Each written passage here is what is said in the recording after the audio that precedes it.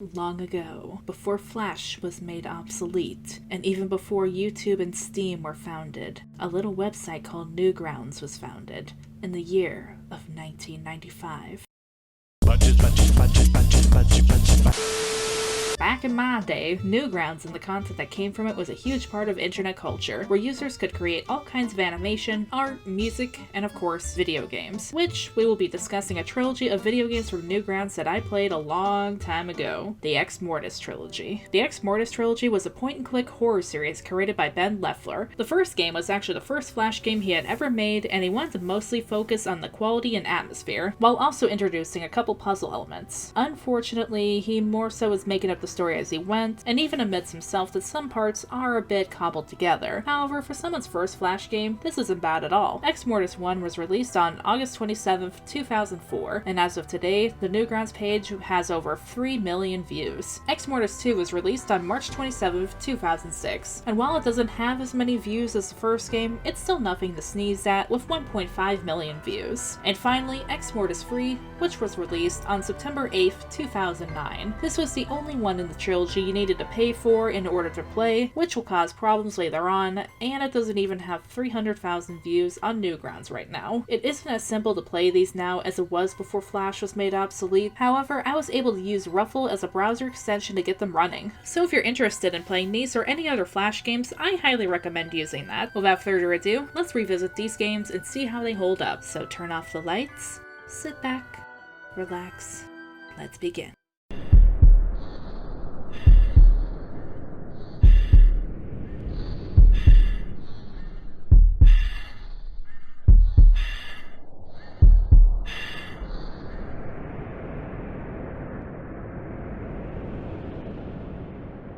The first game opens up after we wake up in the forest with a lump on our head. We see a decrepit house in front of us, which staying in this old house would be better than freezing outside is what our character decides. So we go in.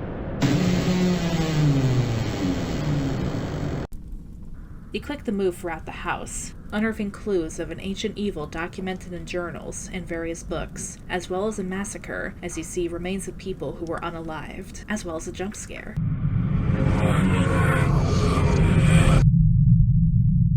There's an old cellar door. However, it remains fixed closed until you remember, whatever the F that means. Through a journal written by Xavier Rehavam, you learn the fate of his daughter Gwen, who he had to unalive after she was the victim of demonic possession. Quite a bummer. You also find a book in a safe detailing a race of creatures called the Exmortis, who are basically just demons, as well as the Ancients, who are mythical beings that existed before humans. 3 notable ones are Azrael, that guy, and Vlay. They're trying to take over the world and get rid of mankind, but in order to do so, they need the hand to bring them back. And in order for the hand to be charged enough to bring back the Exmortis, they need to massacre a few innocent people. Oh yeah, and you see a ghost child.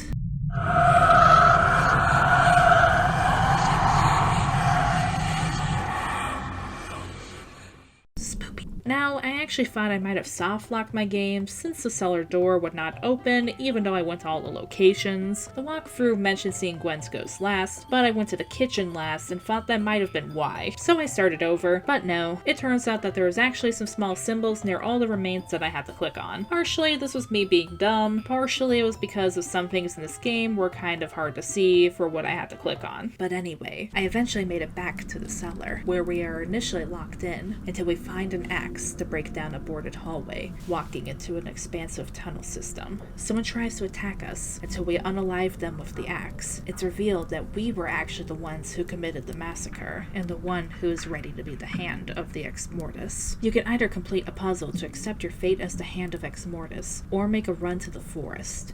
If you run, you'll keep running until you fall, bumping your head. You then wake up in front of the house with no memory of it, start over again. If you complete the puzzle, you successfully become the hand of Exmortis, summoning the creatures that will doom humanity.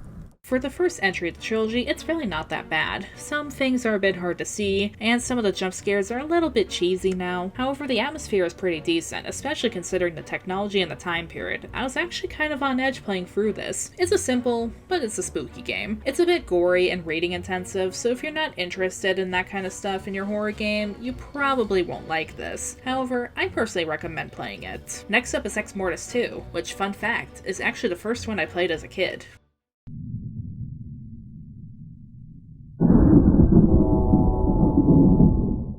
At this point, the Exmortis have already swept over the earth, unaliving any humans in their path. You play as Mr. Hannay, one of the humanity's survivors who are currently attempting to stand up against the Exmortis and end the plague. At the rendezvous location, he sees an entity go into a confession booth, speaking to him through the other side. The entity leaves him a file, directing him to Lokier Field's ranch. We barely fish out a set of car keys from a grate, just in time to escape a swarm of incoming Exmortis heading to the ranch. The only things remaining at this ranch are a bunch of unalived individuals, as well as this one very rude host.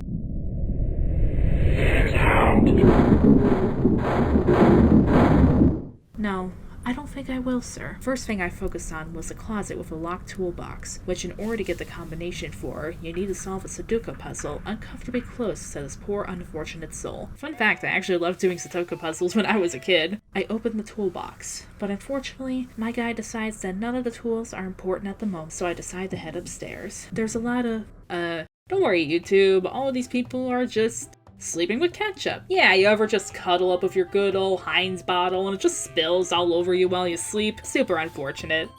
Hey, don't look at me like that. We read through the pages of a journal that the previous owner had written about his and his family's last moments in this house, complete with ghosts and documentation of how the Exmortis spread. He also yelled at his kids, doesn't take his daughter seriously when she talks about a man in her room, and keeps the fact that people are getting ripped to shreds from his wife so he could get his fricky frick on. Super charming guy. Though the last pages of the journal are torn out, we find a lot of spilled ketchup, a ghost girl, and newspaper clippings talking about the first months of the Exmortis sweeping across the world. After finding a key and a lighter, we decide to go down to the vent, where a later jump scares us, and some guy claims to be Xavier in the vent, the one who wrote about the Exmortis in the previous game and killed his daughter Gwen. We go for the vent, but one end of it is screwed in. So, time to backtrack and get the screwdriver from the toolbox and open the vent. Oh, just shiz and crackers. Yeah, so, this guy decided that instead of having the Exmortis kill his family in a brutal and painful way, he decided to unalive them himself. I'm just gonna move on before YouTube says anything. We walk past the kitchen and go down into the cellar, where we see an old radio and another book by Xavier. However, we must act quickly now, as we can see the Exmortis are upon us. And we go upstairs and look into the wife's Bible. We see a ceremonial dagger that we can take from a secret slot that will supposedly get rid of the Exmortis once and for all. We see a figure at the end of the hall who tells us to quickly follow, which when we do, we see a chair and the word sacrifice. So we must sacrifice ourselves in order to get to the realm where the hand is. After fighting off some Exmortis who kind of just look like Gollum and defeating the hand, the wave of Exmortis is gone for good. We see the man who we followed earlier and talk to him, and we find out that we've been bamboozled, as this isn't Xavier, but instead Lord Vlay, the former leader of the Exmortis. Wow. What a twist. Not really. And now with the Exmortis gone, he is prepared to take over the entirety of the world and unalives Mr. Hannay.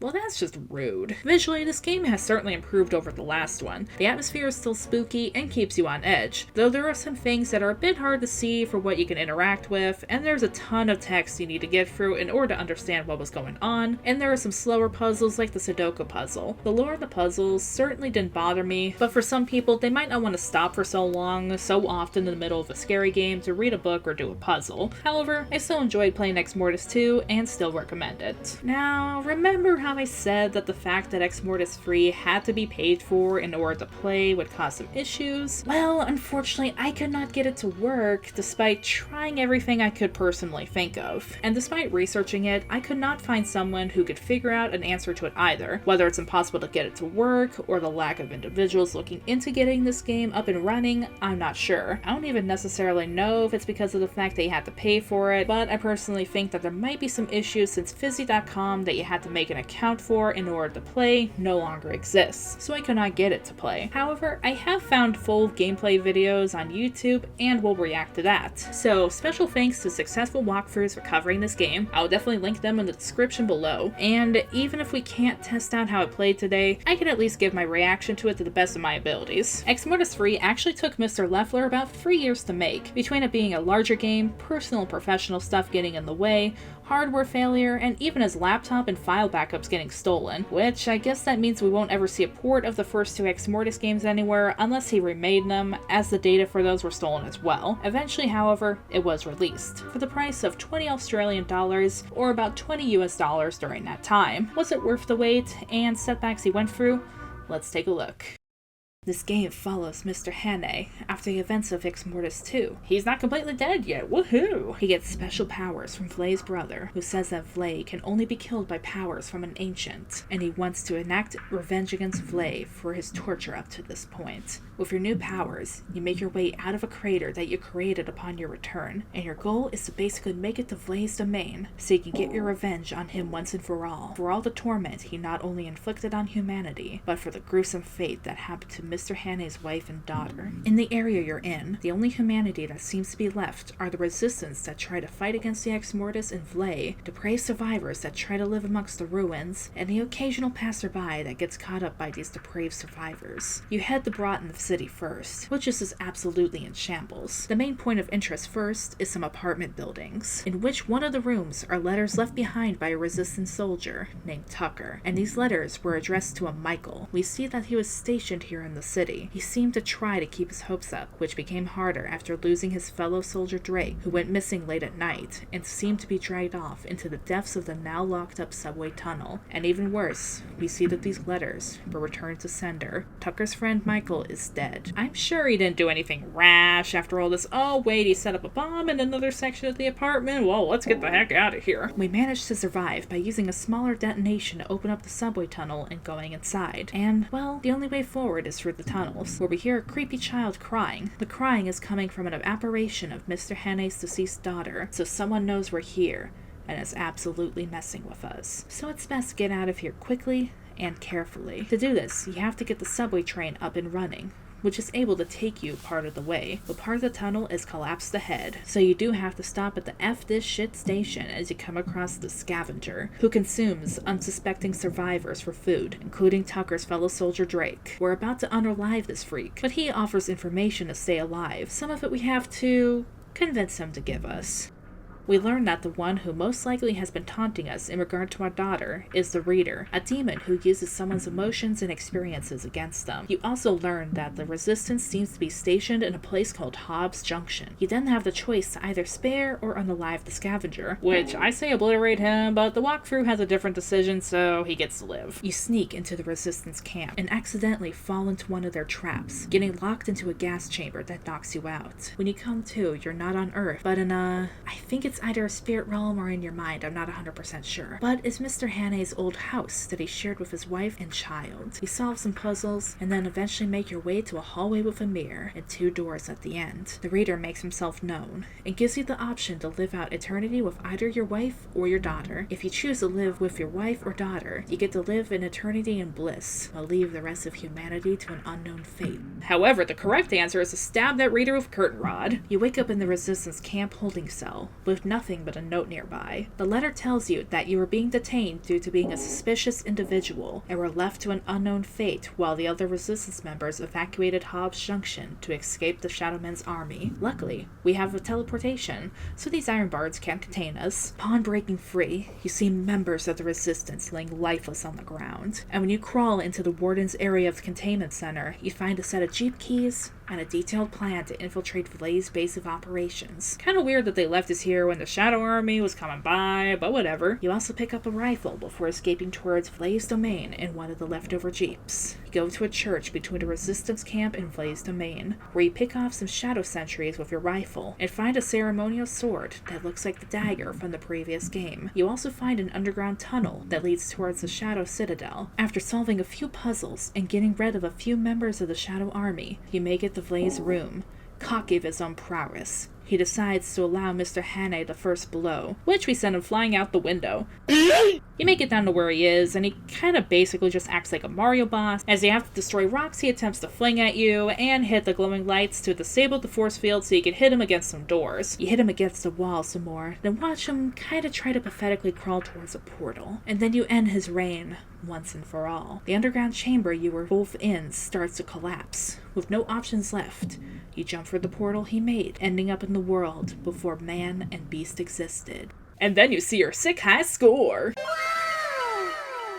Okay, so Exmortis Free isn't perfect. I do think that the reader could have gotten a bit more time, as there was a lot of potential for more psychological horror with him, and Vlay, for how much he was built up, didn't really put up much of a fight. I feel like maybe he could have done more than try to fling rocks at you from behind a force field. This also does lean a bit more towards action and adventure with horror elements, and a lot of parts of it aren't even necessarily scary. However, I will give Ben credit for a few things. There are times where the atmosphere is fantastic, especially in the subway. The graphics are also vastly improved upon, and I do give him credit for trying something new and getting this out despite the curse of Exmortis nearly preventing him from finishing. And you can tell that this game was a labor of love, instead of a poorly made cash grab. Where is Ben Leffler now? Well, his blog that he created to keep posted on the updates of Exmortis Free's development hasn't seen activity in years. Will he be doing anything else with the Exmortis series, such as a remaster? Probably not at this point, especially since the original source code for the first two games was stolen, though I would love to get a remastered version of these games on Steam or something. But these games were a blast to revisit. Even though the graphics are a bit dated in some areas, or some parts are a bit cheesy, or the final game wasn't necessarily the strongest in the series, I did have some fun looking back. And the games still kept me on edge at times with the atmosphere. These are iconic games, and I consider them an important part of internet history. If you're looking for some old nostalgic spooks, I recommend playing them, the first two especially. Have you ever played the Exmortis games when they came out? What did you think of them, and were they scary? Leave your thoughts in the comments down below. And if you like this video and want to see more, be sure to click that subscribe button and that little notification bell, or else you're gonna get a jump scare. Until next time, this is Danse Macabre, signing off. Bye.